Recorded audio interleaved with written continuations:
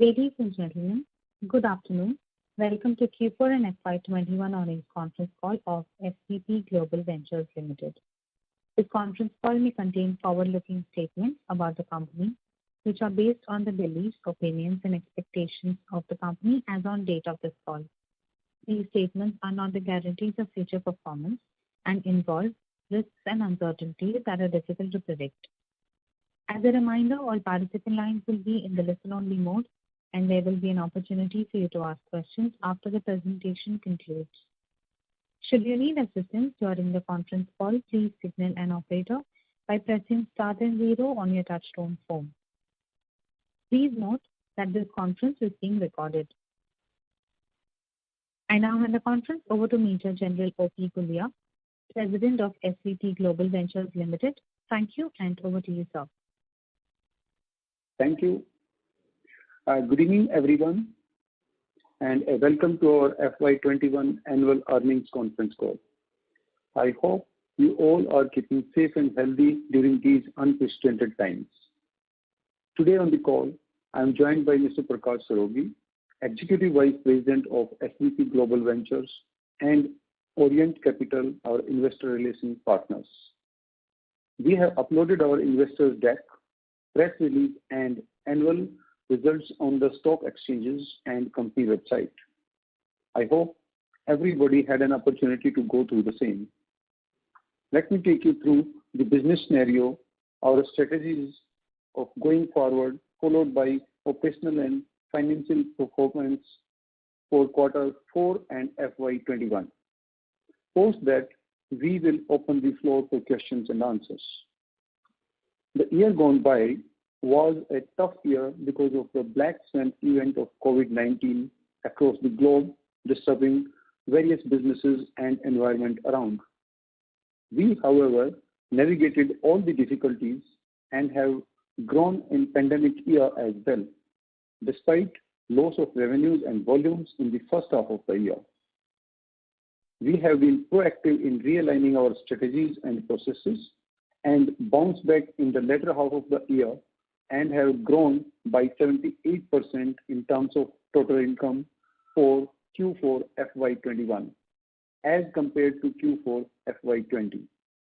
The PAT for Q4 FY21 is positive now and stands at 38.3 crores with PAT margins of 6.7%.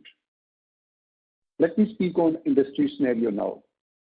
The demand of yarn has been increasing, especially in the kind of compact cotton yarn we have been manufacturing. Our modernized technology and efficiencies in the processes and systems have given us best possible output for yarn industry, and the demand for our product has been increasing. We see increased traction from the existing customers and alongside are adding new customers. This has helped us build our order book stronger and gives us a positive outlook on the revenue visibility going forward from our operations in India and Oman.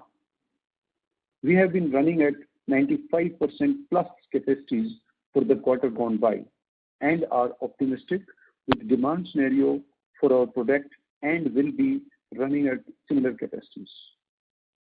Our Oman facility has been performing well and we expect full year revenues flowing in from FY22. Our strategic location and cost advantages will add up to the margins going forward on consolidated levels. Our board has also taken a conscious decision of hiving off the assets and unit at Ramnad in South India. This will entail additional release of funds which will be used for debt reduction and focus on our core compact cotton yarn business, yielding more margin and profitability.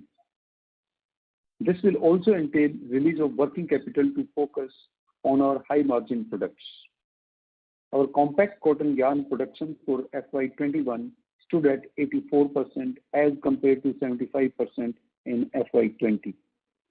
Our share of traditional yarn has been decreasing over the years. The board has declared interim dividend of 8% for FY21 and has recommended a final dividend of 3% subject to approval of shareholders at the ensuing EGM. This takes the total dividend to 8% for FY21. With strong order book and robust demand for our products, we foresee the revenue and margins inching up, generating more free cash flows for the company, which will be channelized for debt reduction and growth of the company in profitable way. I will now hand over to Mr. Prakash to take you through the financial and operational highlights. Over to Mr. Prakash. Thank you, Gulyaji. Good evening, everyone, and a warm welcome to our earnings call. I'll take you through the financial highlights, post which we will open the floor for Q&A. Revenue. Our consolidated total income for Q4 FY21 stood at rupees 571.1 crores as against rupees 321.3 crores in Q4 FY20, a stellar growth of 78%. This could be attributed both to output and price increase. During Q4, we were manufacturing more of coarser yarn or lower count yarn, which resulted in higher output. Further, the higher yarn prices also contributed to the higher revenue. Our total income for FY21 stood at rupees 1,422.4 crores as against rupees 1,443.7 crores in FY20, a marginal dip of 1% on year-over-year basis, primarily due to loss of revenue in the first quarter of this year. Revenue mix from traditional yarn and compact yarn was 16% and 84% respectively for FY21 as compared to 25% and 75% for FY20. With healthy order book of around rupees 5,000 crores and growth opportunities in front of us, we are optimistic of revenue and profitability growth going forward. On EBITDA front, for Q4 FY21, our EBITDA stood at rupees 93.6 crores as against rupees 66.2 crores in Q4 FY20, a growth of 41% on YOY basis. EBITDA margins for Q4 FY21 stood at 16.4% as compared to 20.6% in Q4 FY20. The dip in margin was also because we were manufacturing more of lower count yarns. The margin dip, however, EBITDA at absolute level increased. Our FY21 EBITDA stood at rupees 234.2 crores as compared to rupees 266.8 crores in FY20. Our EBITDA margins for FY21 stood at 16.5% as down by 200 basis points as compared to FY20, largely attributable to the higher due to the COVID impact in Q1 of FY21. PAT. For Q4 FY21, our consolidated PAT stood at rupees 38.3 crores as compared to a negative PAT of rupees 8.3 crores in Q4 FY20. Our PAT margins for the quarter stood at 6.7%. This has been a commendable turnaround for our company, and we anticipate this should be sustainable going forward. PAT for full year stood at rupees 25 crores. Our debt on consolidated basis for 31st March 2021 stood at rupees 2,337 crores. With this, I open the floor for discussion. Thank you very much. We will now begin the question and answer session. Anyone who wishes to ask a question, you press star and 1 on your touchtone telephone. If you wish to remove yourself from the question queue, you may press star and 2. Participants are requested to use handsets while asking a question.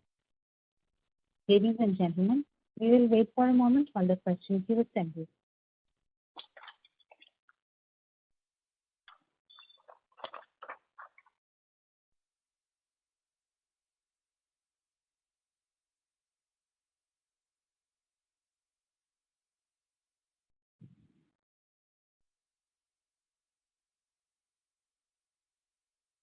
The first question is from the line of Navdeep, an individual investor. Please go ahead. Thank you for giving me this opportunity to ask question. When I was scrolling through the financials, I saw other operating income getting very high as compared to last quarter. Maybe I just want to understand what is the difference between net sales income from operations and the other operating income, which has gone up by almost 139 crore. Yes.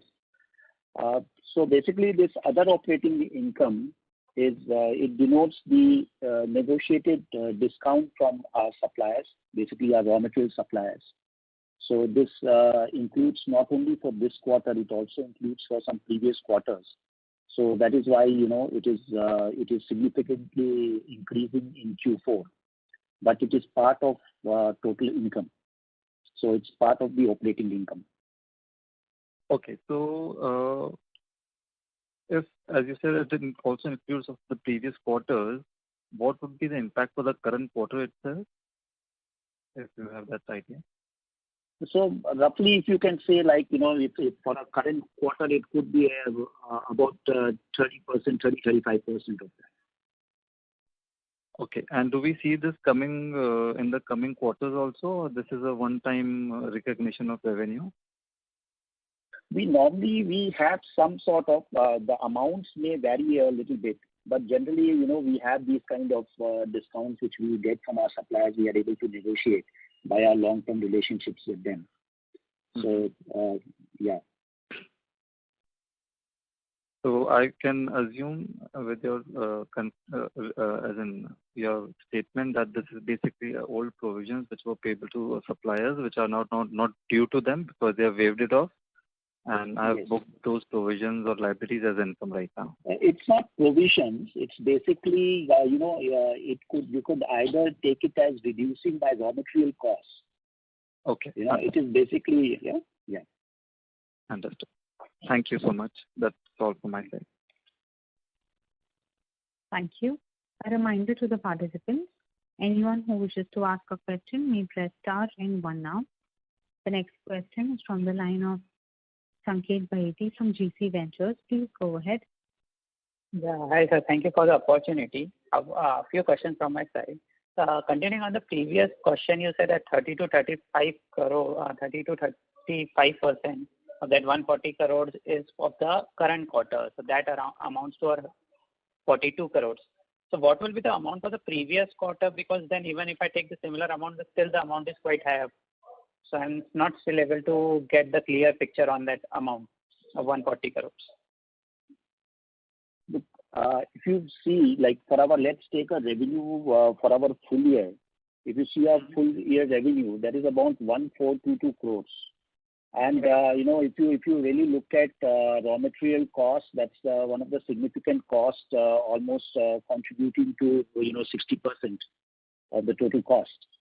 So if you say on that basis, we have around it's a discount on around 800 crores what you are getting, around 10 to 15% of that. Okay. 20%. So you are trying to say the total for the full year, the material cost? I'm saying it's for the full year. Yes, this whatever we have seen in the operating income in the Q4 and the other income, it is not just for one quarter.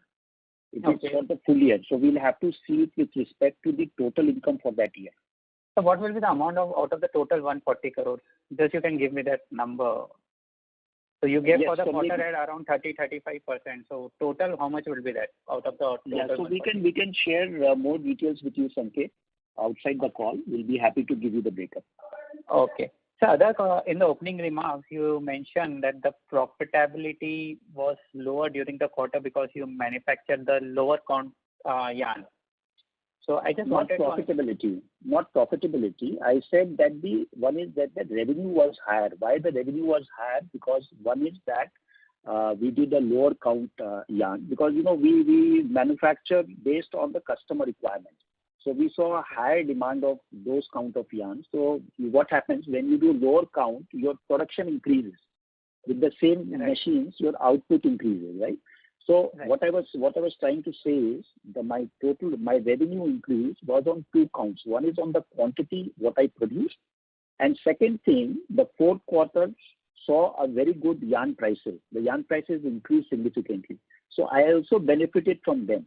So a mix of quantity increase and my price increase led to a significant growth in my revenue for this quarter. Now coming down to the EBITDA levels.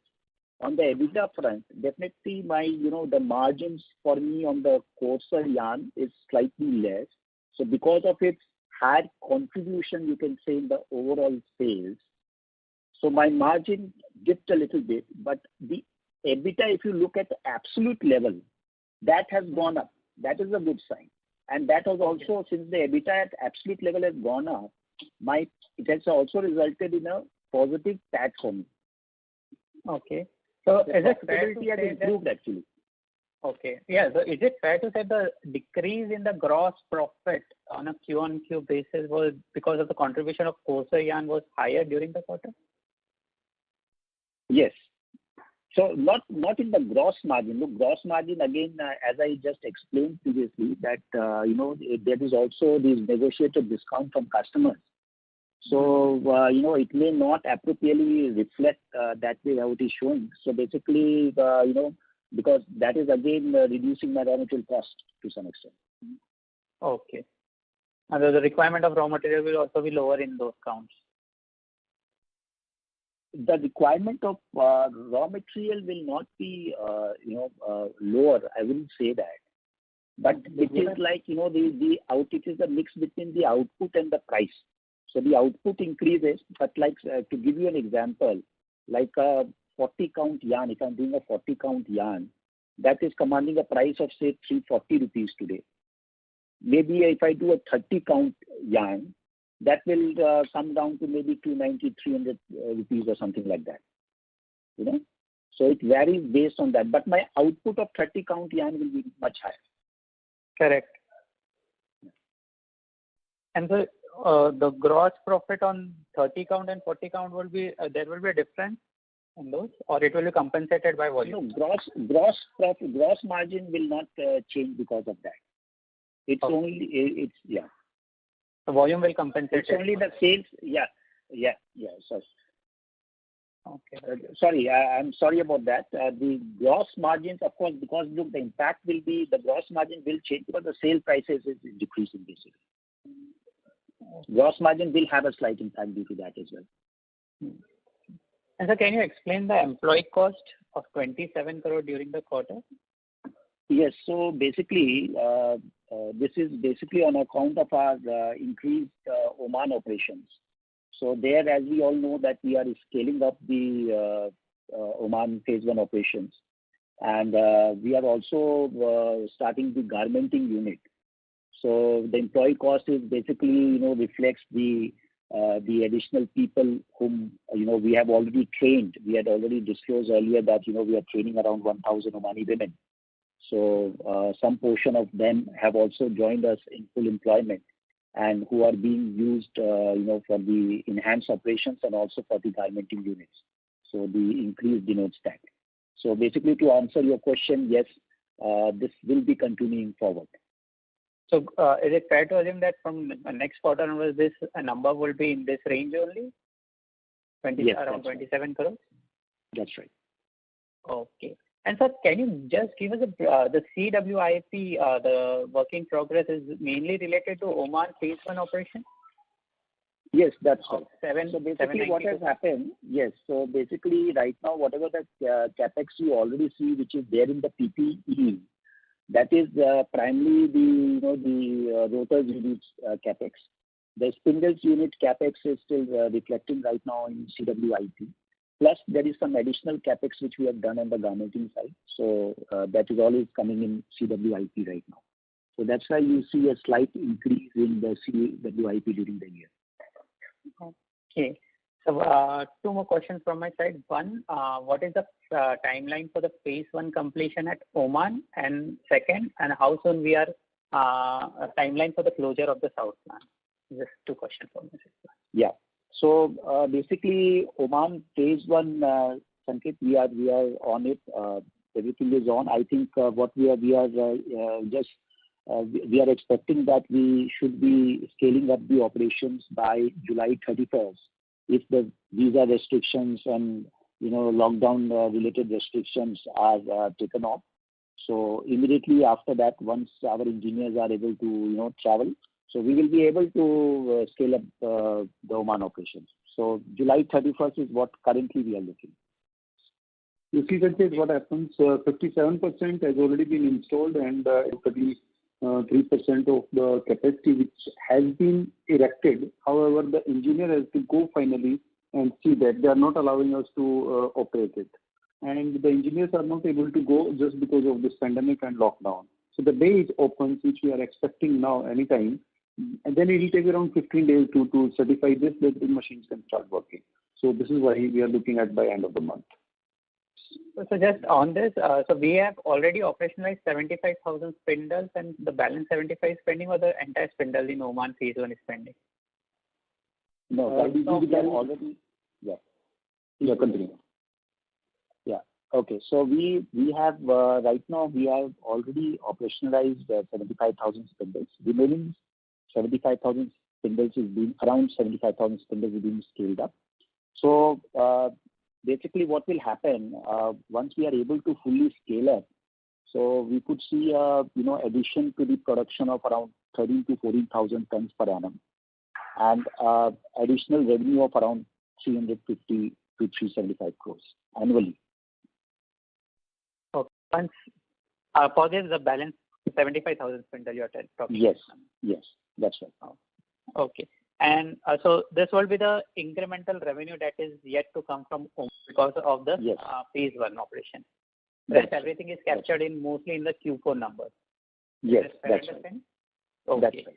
And sir, currently there, so what you indicated at 84% is the compact yarn what we manufacture, and rest is the lower end count of the yarn, the mix and the revenue. So that's majorly to the South plant? Yeah, so basically at our Jhalawar plant and our Oman plant, we are mainly manufacturing this compact cotton yarn. It is only the traditional yarn we are doing in our South unit. Okay. So as I also mentioned in our opening remark that we are also planning to hive off the South unit, and we have already disclosed that also at the BSE.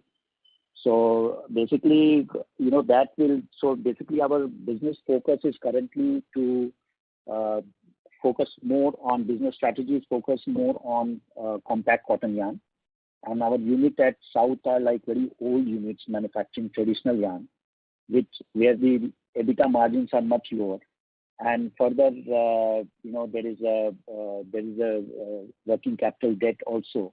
So overall debt is around 300 crores. So what we expect moving forward, if this decision is taken forward, then the hive off from South unit may lead to around an overall debt reduction of around 300 crores. On the revenue side, it might have an impact of around 250 crores, but on the EBITDA margin side, it will have a very positive impact, and we can expect our EBITDA margins overall at the company level to improve further with the hive off of the South unit. As I already said, that it will lead to debt reduction, and also it will also lead to working capital optimization, because right now in South we are dealing with smaller buyers, and a lot of cash is stuck in working capital, so it will entail release of that cash. Thank you. We would request the current participant to please come back in the question queue for any follow-up questions, as we have several participants waiting for their turn. The next question is from the line of Rikesh Parekh from Barclays. Please go ahead. Yeah, thanks for the opportunity. Sir, can you just throw some light on this South plant? So you just mentioned that it produces around 250 crores of top line. So whether that same capacity will be able to support from the Rajasthan plant, current plant? Look, okay, let me give you a breakup of our operations. So we have around 98,000 spindles in South and around 150,000 spindles, 2,400 rotors in Jhalawar, and 150,000 spindles and 3,500 rotors in Oman.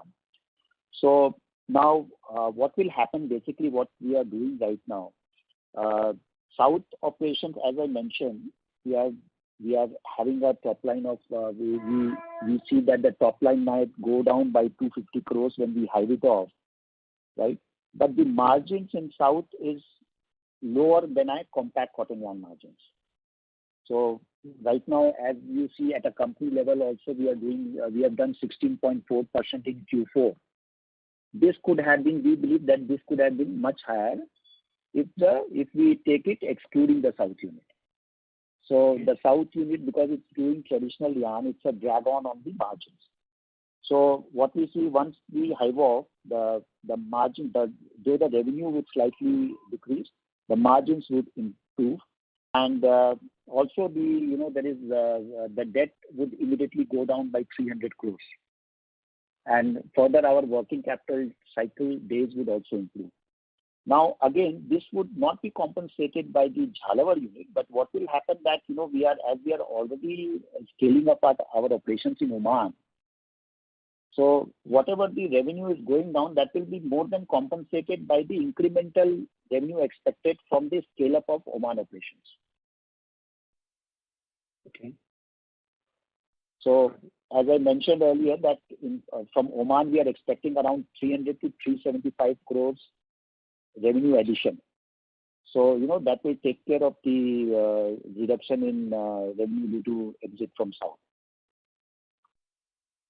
Now, Oman, when we add the revenue, it will definitely lead to a higher, because we are doing compact cotton yarn, the margins are much better than the traditional yarn.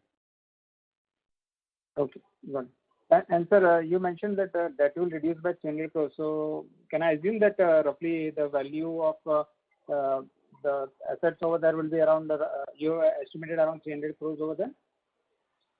In the South unit, no, these are very old units, Hitesh. So, the book value will be very less. These are mainly what we see is there is, working capital, the receivables. So a lot of cash would be released from the working capital, which will be used to repay the working capital loans. Okay. Second question was about we are moving forward into garmenting segment. So just wanted to, can you throw some light on your plans and what expertise we have in this, or what game plan we foresee over here? Yeah. So basically, we have a plan to, set up initially 600 garmenting machines in Oman and a similar facility in Jhalawar in Rajasthan. So the total capex for the garmenting unit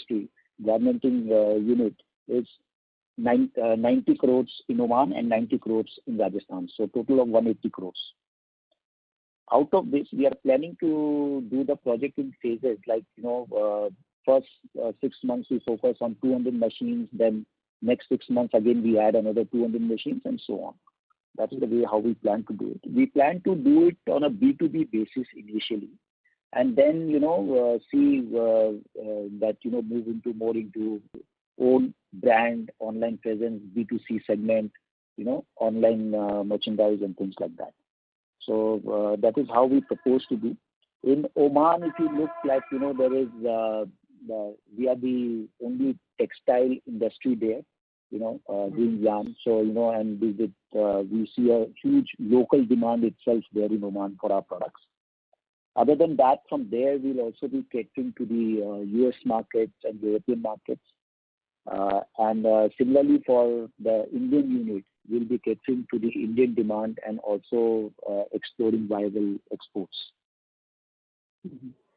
So on terms of the revenue front, we see around, in total, if I take from Oman and India, we could see a revenue of around rupees 700 crores from this garmenting units, from this 1,200 machines.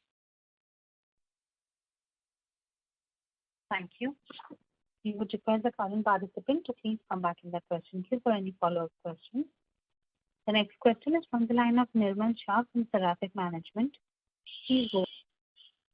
Yeah, good afternoon, sir. I don't know whether this question was asked before. I just wanted to get a sense. What do you think of the yarn prices outlook, and with respect to your exports, how do you see the scenario playing out? If at all you work on an order book, how strong is the order book right now? What kind of visibility you have? Yeah. So, Nirmal, to answer your question, let us, understand, why this price increase has happened. So how we see it, that, this price rise is something not which is temporary. It is driven by a lot of fundamental factors, and it is there to stay in the short to medium term. That's how we look at it. Why it is there? Because of various factors. One is that Indian yarn manufacturers are becoming more and more competitive in yarn manufacturing relative to their, relative to China, basically. So right now, Indian manufacturers are also exporting yarn to China in spite of the duty structure there. Now, why that has happened is because of various factors. Over the last 3 to 5 years, the cost of manufacturing yarn has gone up in China because of the labor cost has gone up, the power cost has gone up. Power cost has gone up almost by 20%, and labor costs have gone up multifold. So that is one of the factors where Indian yarn manufacturers are becoming more competitive. Second is, there are, if you see in India itself, due to this COVID impact, there has been a reduction in the yarn production. Now, that has been on account of various factors. It is also because of this COVID time, a lot of smaller to medium players have basically shut down. So now, for anybody to that yarn is very capital intensive industry. Anybody to set up new facilities or start the facilities, it takes time. So there is a more of a supply chain constraint which is there, which is also pushing up the prices further. Now, third factor is also Europe, the end user customers like China and European countries. They are moving away from China. This is China plus one strategy. So, they are also, a lot of demand is also coming from their side for Indian manufacturers. We have a advantage against our peer because of our diversified operations between India and Oman. So right now, what we are focusing is, our Indian operations to focus on local demand and the Oman operation to focus on the export demand. Why? Because, Oman has a much wider market access than us. We have a lot of Asian countries where trade is restricted, but it is not restricted from Oman. So we have a wider market access from Oman. And also the logistic cost is also less because it's through the sea route. So all this acts in our favor. Coming to the order book, we have a current order book of around 5,000 crores, which is for the next 2 to 3 years of production. So we are really not worried about that. We have a good demand for our product. Our products are well certified for consumption in the end user markets of Europe and America. And so with this order book, and these order books are all linked to the raw material prices. So, that risk is mitigated. So yes, we are sure that, this demand will be there. The yarn prices is there to stay strong in short to medium term. And companies like us, which have diversified operations and have operational efficiencies, are definitely going to benefit out of it. So just follow-up question to that. You mentioned the India operations, you are going to focus on domestic demand. But what I understand, some of your competitors are still making very good margins by focusing on exports and serving it from India. So why would you not use even the Indian operation for exports? So we can use. We are not rigid about that. We are totally focusing. It's just as a business strategy because it makes more logistical sense to because we have a good demand for our products in India as well. So, but there is no nothing like fixed that we cannot go to the export market. We always keep from India. Also, we do the exports. Right now, look, some of the yarn markets there are trade restrictions from India. Like if you see the knitting and weaving industries of and garmenting industries are mainly located in Pakistan, things like this, Vietnam. So for Pakistan also, there are trade restrictions to export yarn from India. So what I'm trying to say is that we have wider market access by being in Oman. And how much percentage of your revenue comes from exports as of now, sir? So as of now, I would say that roughly almost 40% would be definitely exports. So rest 60% is catered to domestic market, right? Yes, as I said, it is fluctuating. We see on where we get the best price, where we get the better margins. It all changes due to that level. It is not something which is static. Right. No, my worry is because that prices, domestic and international prices also move. Sometimes the domestic prices are better than the international prices, and sometimes it is reverse. So we keep aligning based on that. So who would be your top 3 clients in India for yarn? If you can. I think that's something I don't think you could share on a public forum. Thank you. We would request the current participant to please come back in the question queue for any follow-up questions. The next question is on the line of Giriraj Shava from KM Visaria Family Trust. Please go ahead. Hello, team. Question. First, on that, can you give me the breakup of Rajasthan revenue, Oman revenue, and the South revenue for FY21? That is question number 1. My question number 2 pertains to balance sheet. So, can you give me explain me this goodwill line item where we have seen 120 crore increase in goodwill? And question number 3 also pertains to balance sheet, where I would like to explanation on 3 line item. One is other intangible asset, which has gone up from 8 lakh rupees to 86 crore. That is one. Then other current asset, which has gone from 432 crore to 633, 200 crore increase, other current asset. And third line item is the non-controlling minor interest. That had also gone up from 224 crore to 280 crore. So if you can give some explanation on these line items. So one minority interest, do we have any subsidiary where we have less than 100% stake? No, right now, other than Oman, we do not have any subsidiary where we have less than 100% stake. And Oman is 100%, right? Yes. So where is this minority interest coming from, 280 crore? That is basically from Oman. Only from Oman. But Oman, you said you are 100%, right? No, Oman we are not. I said that other than Oman. Oman, we are not 100%. So how much we own in Oman? Minority interest is reflecting Oman. Oman, we are owning currently around 51%. 51%. Okay. And if you can provide the other answers. Yeah. So basically, to answer your first question, around 60% of our revenue, you can say it's from Indian operations, and remaining 40% is from Oman. Coming to your next question, in terms of the balance sheet items which you mentioned. So your first question was on goodwill, right? Correct. Yeah.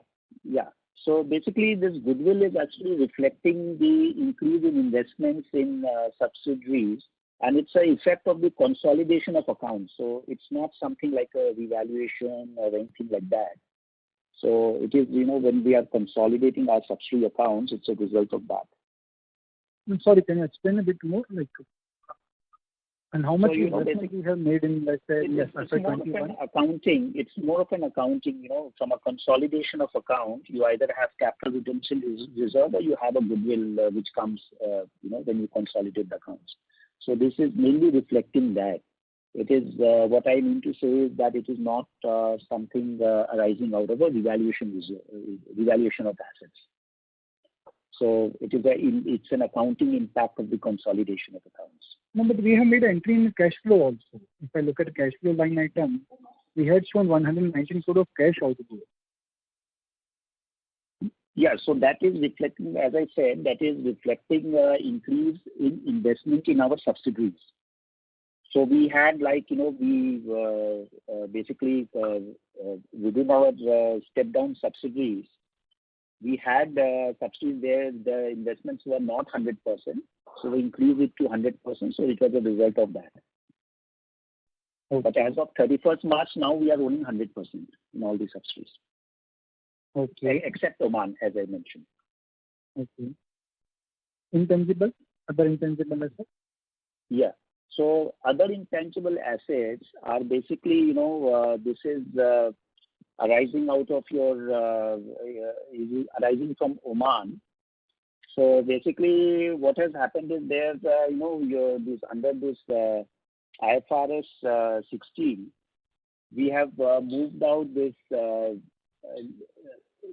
your land lease was there, which was capitalized under PPE. That has moved to other tangible assets. So it is just a reclassification basically from PPE to other intangible assets. Okay. Okay. Another current asset of 200 crore increase? Yeah. So other current assets are basically, this reflect advances which we have paid to suppliers of raw material. And it also to some extent reflects the interest subsidy which is receivable. And, also some portion reflects these advances, for purchase of machines for our garmenting unit. So it's a mix of, various advances what we have paid either for raw material or for our purchase of machines. Okay. Just one follow-up there. When I look at minority interest, we are not able to see any minority interest line in the P&L. So 40% of the revenue comes from Oman. Yeah. I think that's more of a disclosure thing. We take note of that. We'll see how we can, reflect it much better. Okay, sure. Thank you. Thank you.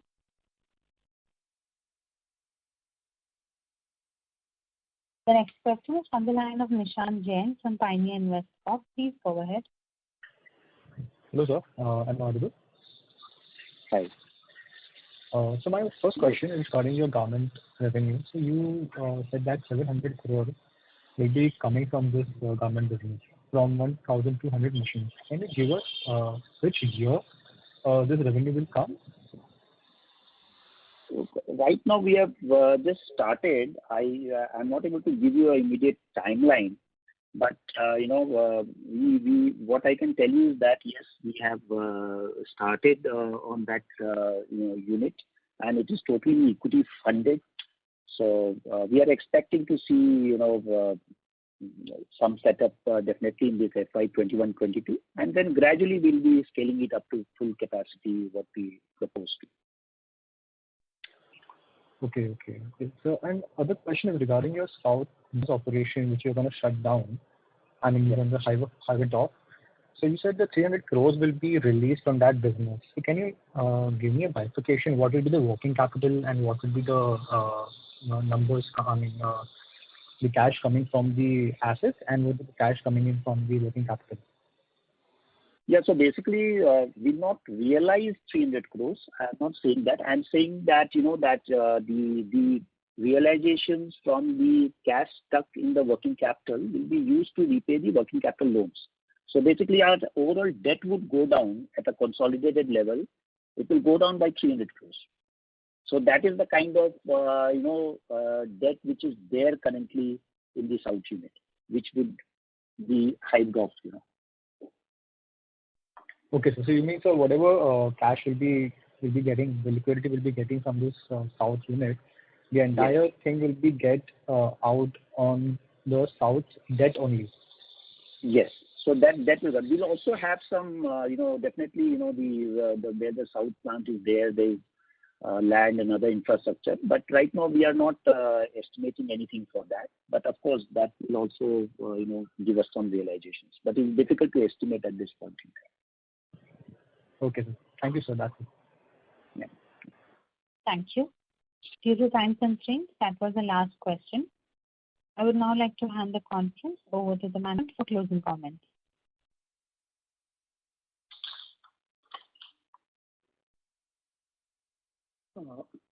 Gentlemen, with the growth opportunities we foresee on the domestic and export front, we believe we are well poised to capitalize on the opportunities which are there for us. I thank you everyone for joining us. I hope we have been able to answer all your queries. In case you require any further details, you may please contact us or Orient Capital, our investor relations partner. We'll be very pleased to answer those. Thank you so much. Thank you. Thank you. On behalf of SVP Global Ventures Limited, that concludes this conference. Thank you everyone for joining us, and you may now disconnect your lines.